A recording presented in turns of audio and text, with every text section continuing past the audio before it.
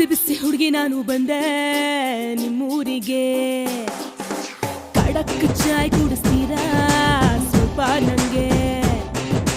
ಹುಬ್ಳಿಯ ಹೈವೇಯ ದುರ್ಗಾದ ಬೈಪಾಸ್ನ ದಾಟಿ ಬಂದೆ ನೋಡಿ ನಿಮಗಾಗಿಯೇ. ಊರೂರು ಸುತ್ತಿ ಬಂದೆ ನಿಮ್ಮ ನೋಡೋಕೆ, ಅಂದಾನ ಚಂದಾನ ಬಿಚ್ಚೋಕೆ.